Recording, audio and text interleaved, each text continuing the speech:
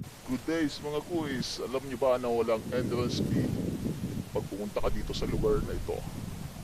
Yan, apakaganda at apakalinis ng lugar na yan mga kuys. Tingnan nyo naman.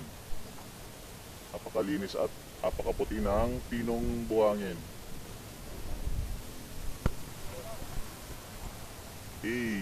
Panis ang Boracay nyo sa Bonbon Beach ng Romblon. Yan yan guys oh. Take note mga kuys walang entrance fee kang babayaran pag pumunta ka dyan. Ulitin ko, wala pong entrance fee dyan. Kita mo naman po mga kuys.